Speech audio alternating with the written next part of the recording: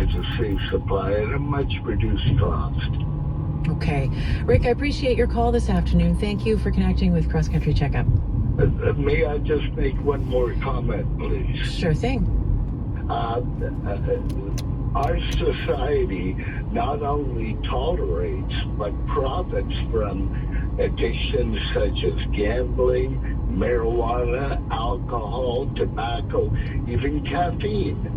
And instead of doing that with drugs, we make this unrealistic rule and say, well, you can have 1 day supply at a time. Well, I don't buy toilet paper 1 day supply at a time, or milk or anything else. And it's unrealistic to say, well, you can do that. You can do only that. You make some really interesting points, Rick. Again, I thank you for your call. Thank you very much. Ted Snyder is on the line in Victoria. Hello, Ted. Hi. Hi, welcome to the program. Thank you for calling. Thank you very much for taking my call. How do you answer the question as to how the overdose problem in Canada affects you? What's your reaction to British Columbia next year having decriminalized possession for small amounts of cocaine and opioids and other drugs? Well, first I want to say that my wife, or partner Terry's, she lost her daughter, who was 23 at the time, about 3 years ago to a drug, toxic drug. And there is barely a day that goes by that she doesn't break down in tears mourning her loss. I'm so sorry. And I don't think Canadians have a very good appreciation of how all these people, all these 30,000 dead people, have families, friends, and that they are all traumatized as a result. And the damage done is just, it's indescribable, it's despicable. Why? Because we have these archaic conservative views, even with a progressive government, an NDP government in British Columbia. We still have a premier who doesn't get it, who doesn't get that it's not about, it's not really about decriminalization. It's about the fact that there is no safe supply. That you know, my father would tell me and would speak to his friends. He was a musician, and they knew a number of heroin addicts. And his point of view that I learned when I was about 9 years old was that addicts become addicts and they are addicted, and it's the hardest thing in the world to break a drug addiction, and therefore all drugs should be decriminalized. There should be no, and they should be available, because if a person gets the same dosage of heroin every day for his entire life or their entire life, they will never die.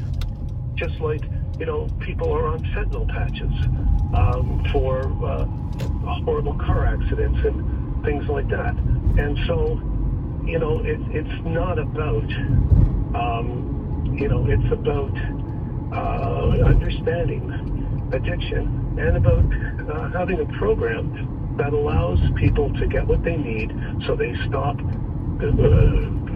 being criminals, they stop robbing and stealing to feed their habits, which has a tremendous toll on the community, wastes enormous resources, as has already been pointed out, police, courts, and enormous amounts of government money, which could be used to change the situation. And if you don't change, something like that, you just keep getting the same old, and there's nothing new that's coming out of our elected officials. We have, some of the top health officials stating that it's not working, and yet we have a federal government, we have a provincial counterparts that just, are sitting on their fingers as we watch the death toll rise and the number of families devastated on a daily basis. And why? Why are we putting up with this? Ted, can I ask you, to that point, do you consider, and by the way, Minister Carolyn Bennett will be on the program in under half an hour's time, but I wonder if, this movement, this change that's happening in British Columbia, it is a 3-year pilot project. I wonder if that could be the beginning of broader changes, the kind you're calling for. Well, it could be the beginning of broader changes, but it's like rearranging the deck chairs on the Titanic. That's not the issue. The issue is people are dying, and whether or not they end up in jail or not is not going to solve the fact that people are dying every day and families are being devastated for many, many years, every day, more and more. So they've got the wrong issue. The issue is not decriminalization. The issue is providing addicts with what they need and having programs, because if you can't get them into a program, you can't save their lives. And if you don't give them what they need, my stepdaughter was, about $20,000 was paid for her to go into a rehab place. Well, it wasn't the right solution for her, and it was throwing money down the drain, and nothing changed, and she still ended up dying. So the system is failing, and we haven't got the right approach.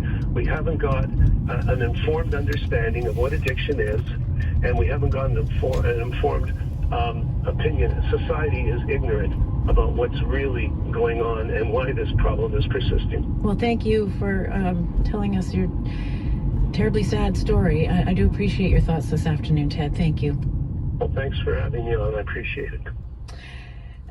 Some law enforcement officials are skeptical about the federal government's new policy as well, but the idea has won over organizations such as the Canadian Association of the Chiefs of Police and the BC Association of Chiefs of Police.